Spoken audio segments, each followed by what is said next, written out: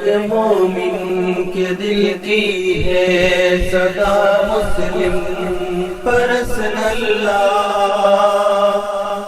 نہ بدلا ہے نہ بدلے گا میرا مسلم پرسن اللہ۔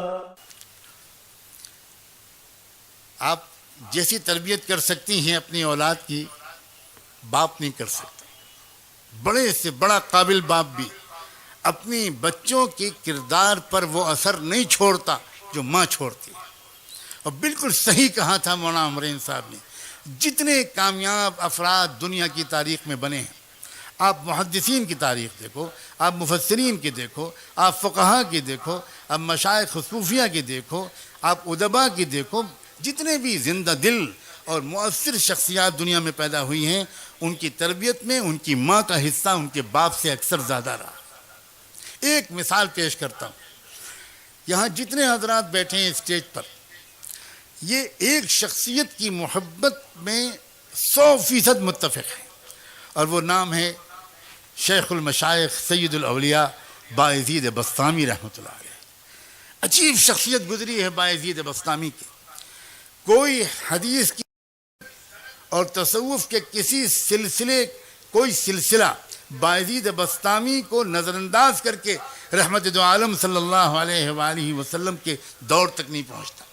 عجیب خصوصیت حاصل ہے۔ یہ بایزید بسطامی کو اس مقام تک پہنچایا کس نے تھا؟ ان کی بیوہ ماں نے۔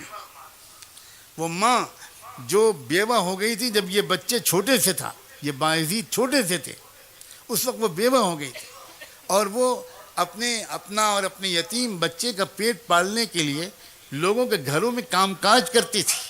وہ عظیم خاتون جب بچہ بڑا ہو گیا، گلیوں میں کھیلنے لگا، تو ان کی ماں کو یہ ڈر لگا کہ کہیں بچہ بگڑ نہ جائے الٹے سیدھے بچوں کے ساتھ کھیلنے اٹھنے بیٹھنے کی وجہ سے۔ پتہ لگایا اس ماں نے کہ میں کیا کروں، میری تمنا اور میرے مرحوم شوہر کی یہی تمنا تھی کہ میرا بیٹا ولی کامل بنے، عالم ربانی بنے۔ چنانچہ لوگوں نے بتایا کہ فلاں ایک شیخ ہیں، ایک بہت ہی صالح مربی ہیں، وہ فلاں مسجد میں ایک مدرسہ چلاتے ہیں، وہاں کچھ بچے ان کے ساتھ رہتے ہیں۔ اب تک کا تجربہ ہے کہ جو بچہ وہاں رہا ہے بہت نیک بن گیا۔ وہ بیچاری بیوہ عورت اپنے یتیم بچے کو لے کر پتہ پوچھتے پوچھتے ان شیخ کے پاس پہنچی، سلام کیا، اپنا تعارف کرایا۔ حضرت میں غریب بیوہ عورت ہوں، یہ میرا یتیم بچہ ہے، میرے مرحوم شوہر کی بھی یہ تمنا تھی اور میری بھی کہ یہ اچھا عالم بن جائے، پوچھتے پوچھتے آپ کے پاس حاضر ہوئی ہوں، اس کو اپنے قدموں میں جگہ دے دیجئے، رکھ لیجئے، اور اس کو عالم اللہ والا بنا دیجئے۔ بہت متاثر ہوئے وہ شیخ، کہا بہت اچھا، چھوڑ جاؤ، میں اپنی سی پوری کوشش کروں گا۔ جاتے جاتے اس عورت نے ایک عجیب قسم کی درخواست اور پیش کی۔ اس نے کہا حضرت ایک گزارش اور ہے، پہلی بار یہ بچہ اپنی ماں کی گود سے نکل کر کہیں باہر آ کر رہے گا، اسے میری یاد بہت ستائے گی، جلدی جلدی یہ چھٹی مانگے گا، میری درخواست یہ ہے کہ آپ اسے چھٹی مت دیجیے گا، کیونکہ میرے پاس آئے گا اس کی توجہ بڑھ جائے گی، میرے پاس تو آپ اس کو تب بھیجیے گا جب یہ اللہ کا ولی بن جائے۔ انہیں بہت حیرت ہوئی کہ عجیب اللہ کی بندی ہے، بہت قدر آئی۔ انہوں نے کہا کہ بہن تم نے بہت بڑی بات کہی ہے، جاؤ دعا سے میری مدد کرنا، میں اپنی طرف سے پوری کوشش کروں گا۔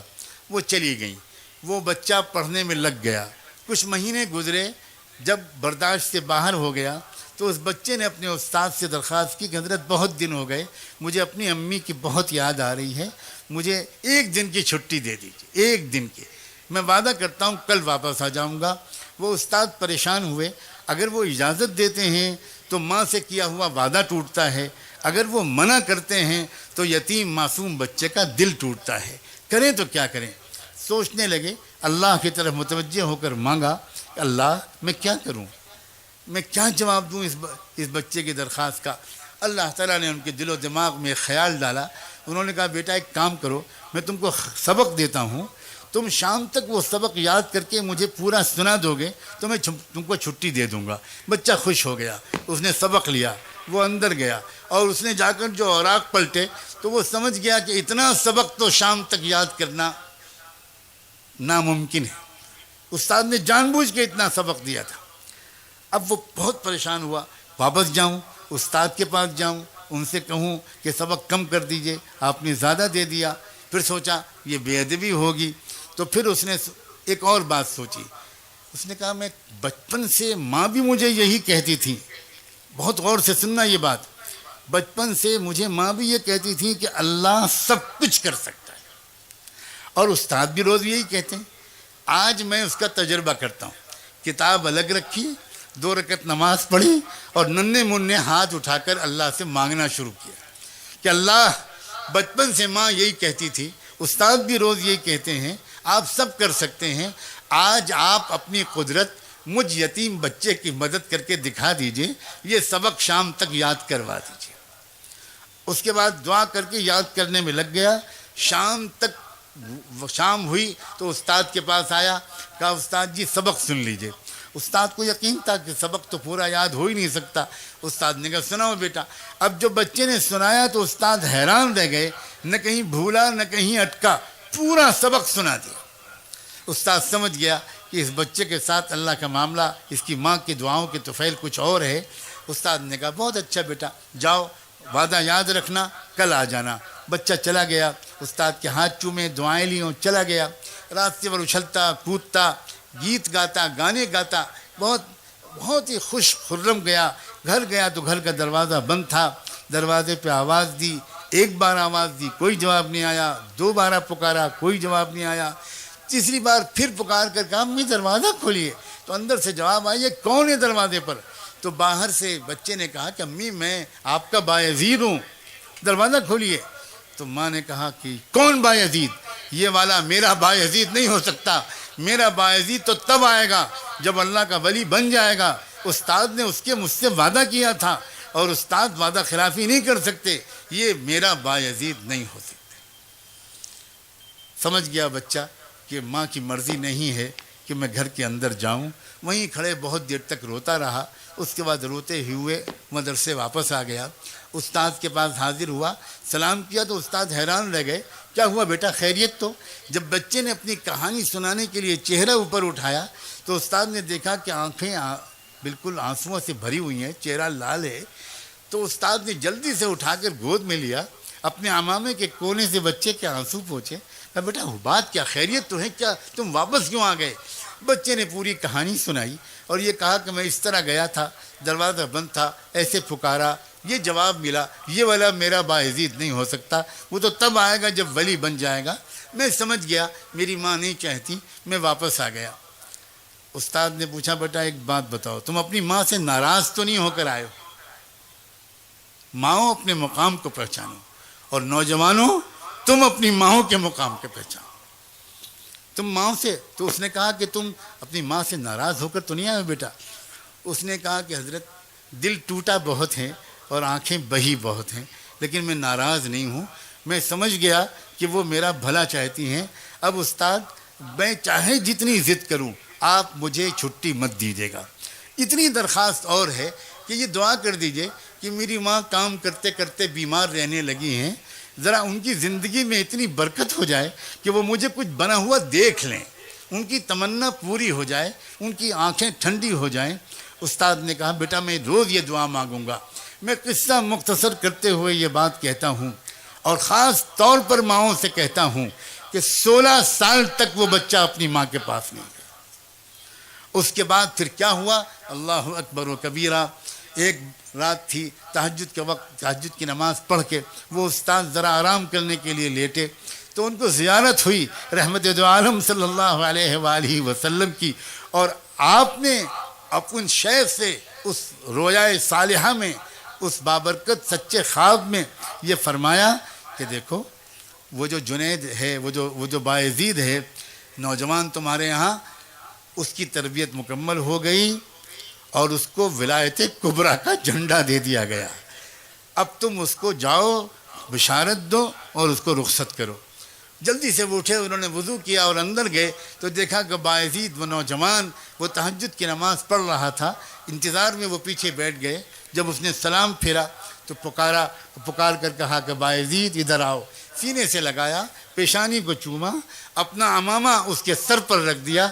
کہا تمہاری تربیت مکمل ہو گئی, تمہاری ماں کی دعائیں وہ قربانی قبول ہو گئی, اب جاؤ, اب تم کو یہاں نہیں رہنا, اس کی ضرورت نہیں ہے. نوجوان نے پھر ایک بار اپنے استاد کے قدم بوسی کی, ان کے بوسے لیے, دعاؤں کی درخواست کی اور روانہ ہو گیا گھر. آج بھی دروازہ بند تھا, لیکن آج ہوا یہ کہ جب اس نے آواز دی تو پہلی آواز پر ماں نے دوڑ کر دروازہ کھولا اور دیکھا کہ سامنے وہ نوجوان تقوی کا, سنت و شریعت کا نور پیشانی سے چھلکتا ہوا. پوچھا, بیٹا آ گیا میرا لال؟ وہ جلدی سے گر پڑا ماں کے قدموں پر. ماں نے اس کو اٹھایا, کلیجے سے لگایا, بستر پر لا کے بٹھایا, کہا کہ بیٹا بیٹھو, میں ابھی گرم دودھ تم کو لا کے پلاتی ہوں, پھر کھانا کھلاؤں گی تم کو, آؤ, کب سے میں انتظار کر رہی تھی. لیکن بیٹا میں پہلے شکر کی 2 رکعت نماز پڑھ لوں. پھٹا پرانا بوریا بچھایا, 2 رکعت نماز شکر پڑھی اور کہا اللہ میں اسی دن کے لیے آپ سے جینے کی توفیق مانگتی تھی کہ زندہ رکھیے گا تاکہ میں دیکھ سکوں اپنے بیٹے کو. اب آپ جب چاہیں ایمان کے ساتھ مجھے بلا لے, اب مجھے جینے کی کوئی تمنا نہیں. یہ ہوا کرتی تھی عورت. جب ایسی عورتیں ہوتی تھیں تو اولادیں ہوتی تھیں. پھر ابو حنیفہ و غزالی, بخاری, ایسی عورتیں ہوتی تھیں تو باعزید بسطامی پیدا ہوتے تھے. ایسی عورتیں ہوتی تھیں تو پھر صلاح الدین ایوبی پیدا ہوتے تھے. اور میں کس کس کا نام لوں, ہم سب بگڑ گئے ہیں. میں اپنی صرف عورتوں کا شکوہ کروں گا تو میں بالکل زیادتی کروں گا. ہم تو صرف اتنا چاہتے ہیں کہ کتنا اچھا ہو کہ آج کی اس رات میں توبہ کر کے زندگی کو پلٹ ڈالیں.